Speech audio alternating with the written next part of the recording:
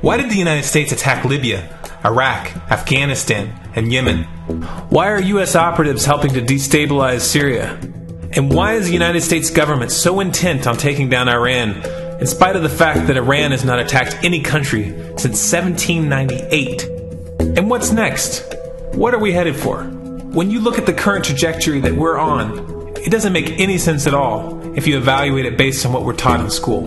And it doesn't make any sense if you base your worldview on the propaganda that the mainstream media tries to pass off as news. But it makes perfect sense once you know the real motives of the powers that be. In order to understand those motives, we first have to take a look at history. In 1945, the Bretton Woods Agreement established the dollar as the world reserve currency, which meant that international commodities were priced in dollars. The agreement, which gave the United States a distinct financial advantage, was made under the condition that those dollars would remain redeemable for gold at a consistent rate of $35 per ounce. The United States promised not to print very much money, but this was on the honor system, because the Federal Reserve refused to allow any audits or supervision of its printing presses. In the years leading up to 1970, expenditures in the Vietnam War made it clear to many countries that the U.S. was printing far more money than it had in gold. And in response, they began to ask for their gold back. This, of course, set off a rapid decline in the value of the dollar. The situation climaxed in 1971 when France attempted to withdraw its gold and Nixon refused.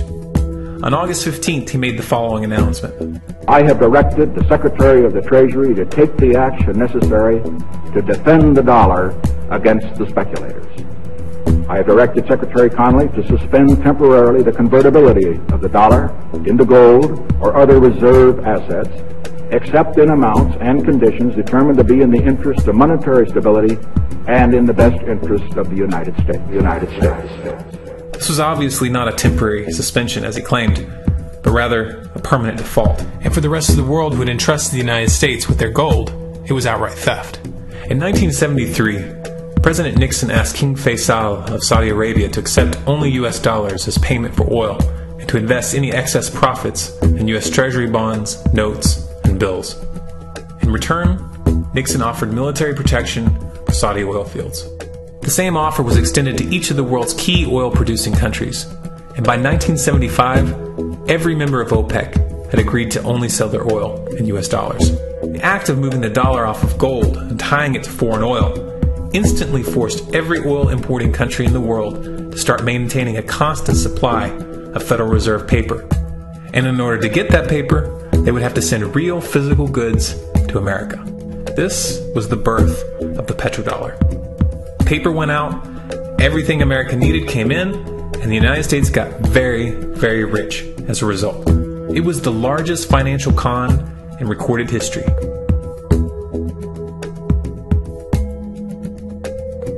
The arms race of the Cold War was a game of poker.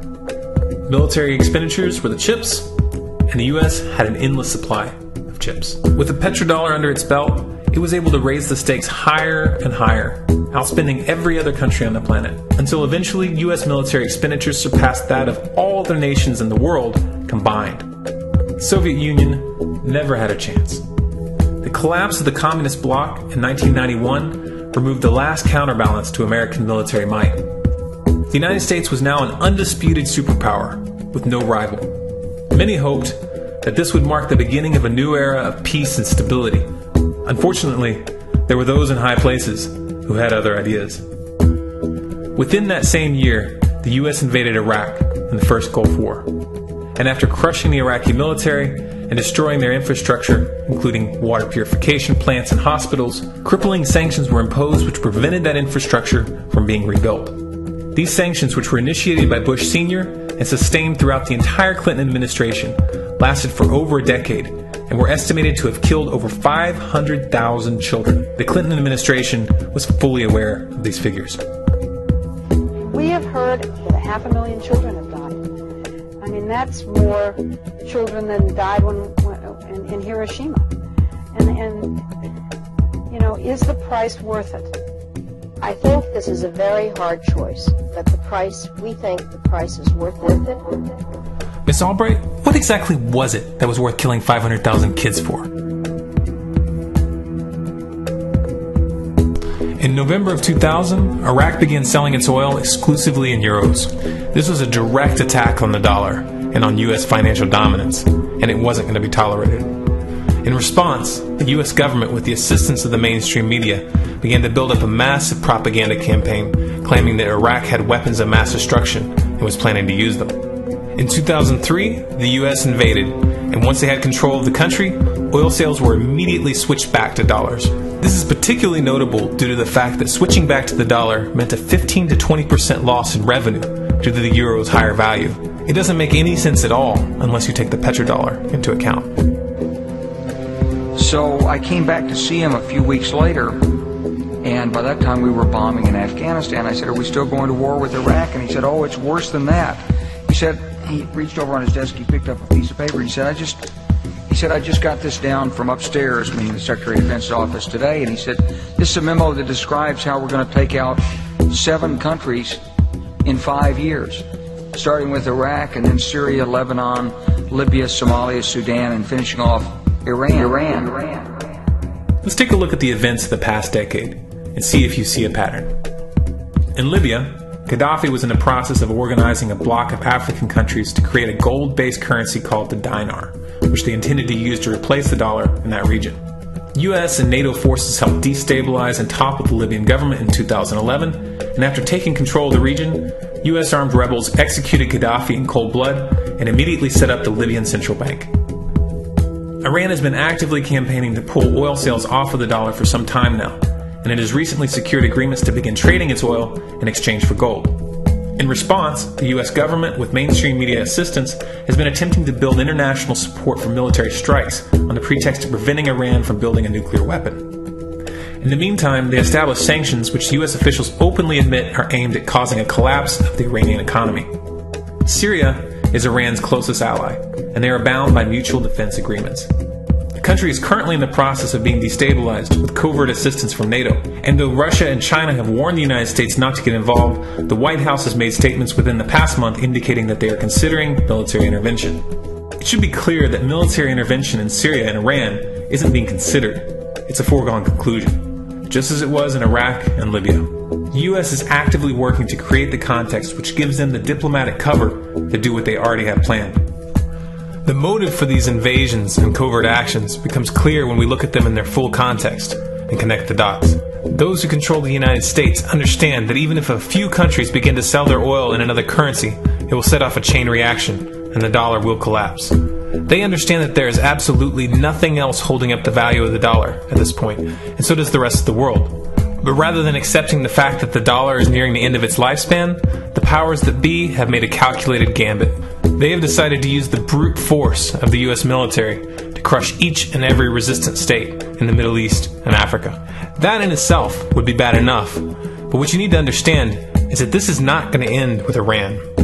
China and Russia have stated publicly and on no uncertain terms that they will not tolerate an attack on Iran or Syria. Iran is one of their key allies, one of the last independent oil producers in the region, and they understand that if Iran falls, then they will have no way to escape the dollar without going to war. And yet the United States is pushing forward in spite of the warnings. What we are witnessing here is a trajectory that leads straight to the unthinkable. It's a trajectory that was mapped out years ago in full awareness of the human consequences. But who was it that put us on this course? What kind of psychopath is willing to intentionally set off a global conflict that will lead to millions of deaths just to protect the value of a paper currency? It obviously isn't the president. The decision to invade Libya, Syria, and Iran was made long before Obama had risen to the national spotlight. And yet, he's carrying out his duty just like the puppets that preceded him. So who is it that pulls the strings?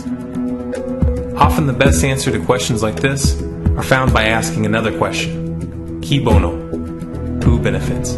Obviously, those who have the power to print the dollar out of thin air have the most to lose if the dollar were to fall. And since 1913, that power has been held by the Federal Reserve. The Federal Reserve is a private entity owned by a conglomerate of the most powerful banks in the world. And the men who control those banks are the ones who pull the strings. To them, this is just a game. Your life and the lives of those you love are just pawns on their chessboard. And like a spoiled 4-year-old who tips the board onto the floor when they start to lose, the powers that be are willing to start World War III to keep control of the global financial system. Remember that when these wars extend and accelerate. Remember that when your son or your neighbor's son comes back home in a flag-draped coffin. Remember that when they point the finger at the new boogeyman, because the madmen who are running this show will take this as far as you allow them to. So how much time do we have left? It's a question I hear constantly, but it's the wrong question. Asking how much time we have left is a passive posture. It's the attitude of a prisoner who's waiting to be taken out to a ditch and shot in the back of the head. What are our chances? Can we change course? Also the wrong question. The odds don't matter anymore. If you understand what we're facing, then you have a moral responsibility to do everything in your power to alter the course that we're on, regardless of the odds. It's only when you stop basing your involvement on the chances of success that success actually becomes possible.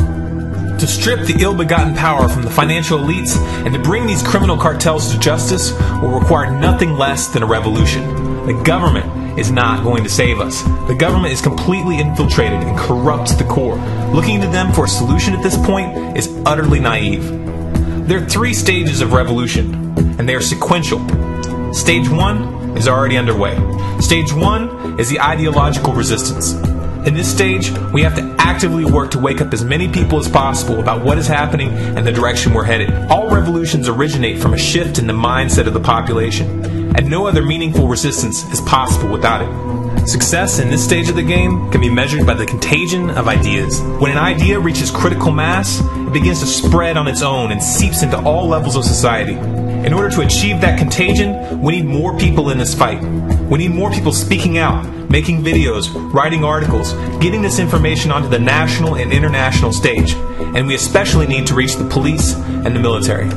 Stage 2 is civil disobedience, also known as nonviolent resistance. In this stage, you put your money where your mouth is, or more accurately, you withhold your money and your obedience from the government, and you do everything in your power to bring the gears of the state to a halt. Practiced in mass, this method alone is often enough to bring a regime to its knees. However, if you fail at this stage, Stage 3 is inevitable. Stage 3 is direct physical resistance. Direct physical resistance is the last resort, and it should be avoided and delayed as long as possible, and it should only be invoked after all other options have been thoroughly exhausted.